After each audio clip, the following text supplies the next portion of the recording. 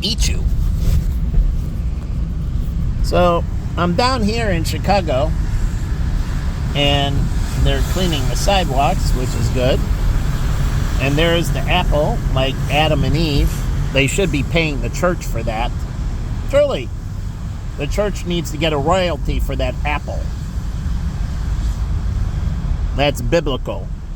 They took a bite out of the apple, like Adam and Eve. So this building right here is awesome, and it's architectural, and it's here on the river, and that's why I like the river architectural cruises, because on both sides you get to see some really unique features, and you're lower because the river level is lower than street level, and so it's kind of nice looking up. And they could offer binoculars and that on the river cruises, truly. They give you more detailed look, like he can say, and there can be a rangefinder on the binoculars they use. And so you say, look at this detail right here on the exoskeleton on the 50th floor. Truly, use binoculars. Or how about the ones they use at the opera?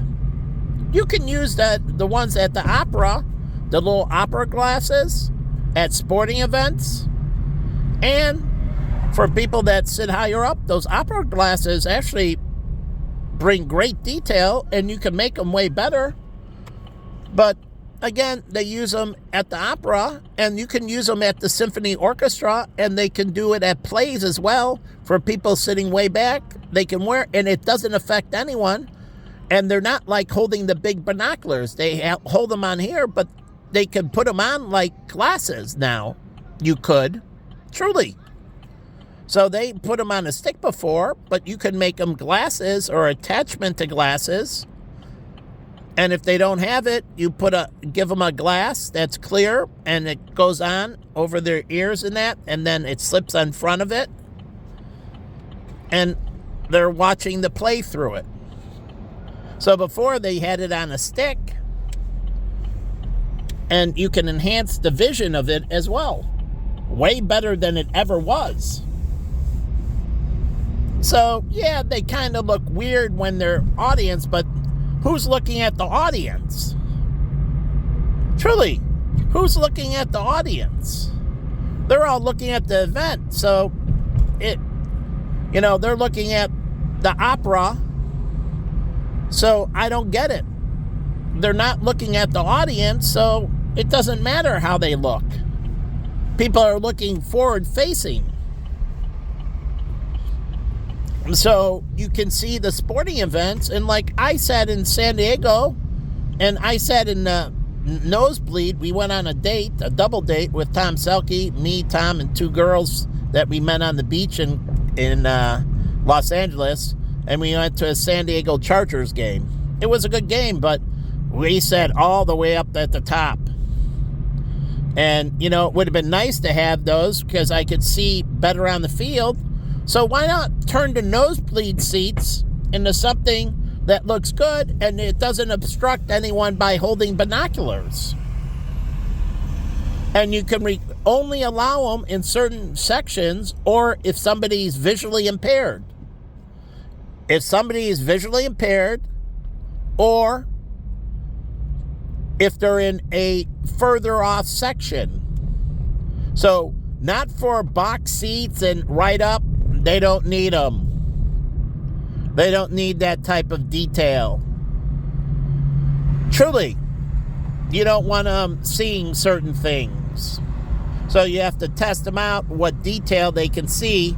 And for people like in Bear Stadium and that, the people that seat up, after a certain amount of seats, they can use them unless they prove they're vision impaired, and they have to have something from the doctor showing their impairment so you can calculate what they can see.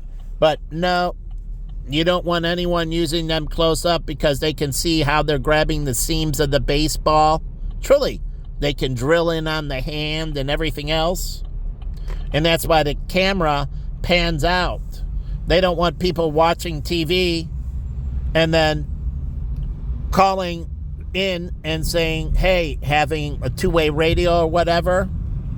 or just on the phone with them and they're watching the TV, and then they say, hey, he's grabbing this. And yeah, they do delays for that as well. But you don't want them to see the detail of how they're grabbing the ball. Truly, you don't want them to see the detail of how, because they can see the motion and everything else. And we're talking for public consumption. You don't want them to see that. And so they get a different. So when you're doing this,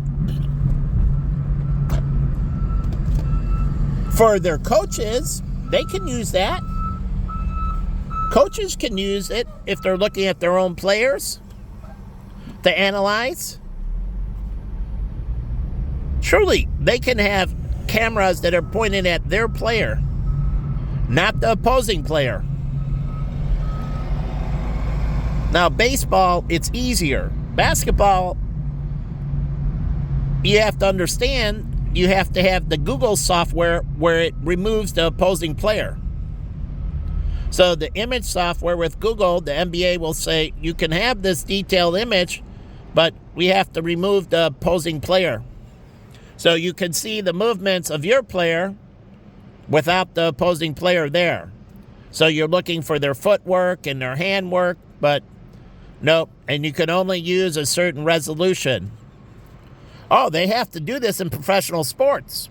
So when they give films and everything to each other, and they share this, there's a limit on the clarity or resolution, because things can be hyper detailed, and that is not fair play.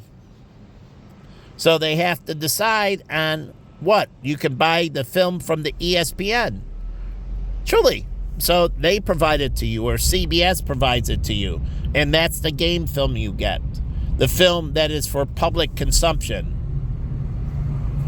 Now you can have the Google imaging where they remove the other team, the other players, and you can see your players. But if you want to see the other team's movement, you have to buy it from CBS or NBC. Truly. So in one way, they're paying them. In another way, they're distributing back content. Because you want to make it a level playing field, and they can only use public information. Only use public information. So they get the game film from CBS and that. Whatever the public sees, the coaches see. And so it's fair between all the coaches. So they only get the public film. But they can have high-speed detail in that, where they use the Google image removal, and they remove the opposing players, and then they can get that. But if they want the opposing team, then they have to. And now you're not allowed to sync them over each other. But remember, they don't get the detail. They can't use any image enhancing or anything else with the opposing team. They can't use any image enhancing in that. So it has to be done through software and everything. All this shit needs to start being regulated. And so they can't allow them to use certain image enhancing software and everything else. So they have to make it fair between the teams. They're competing for millions of dollars. Unbelievable amounts. So they can't allow this to create fairness. So they can't overlay the images or anything. They can look at that alone. It's for self-analysis. And then they can look at the public film. But they can't overlay. And if they are, then they get fined. And then you remove their ability to have detailed cameras of their own players.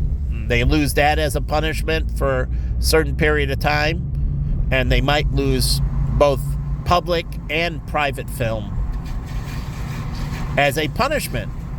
They can lose access to it, and that hindered their ability to do game planning. So they need this for the FIFA World Cup and everything. Like I said, we have an issue that's fine. We have a population, and the population can grow, and we move forward and people do the right things. And that's why I say you can't have any illegal, because it's not fair to anyone.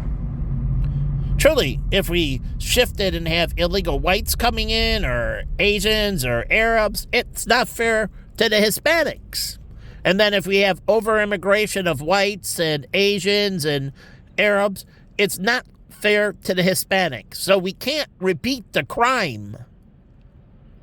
So we have to figure out how we're going to move forward, and all sides have to agree on how we're going to get these ratios of coming in.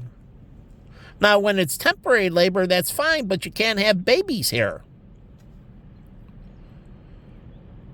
So, meaning you can't have anchor babies and then they have to sign a waiver, because that affects demographics.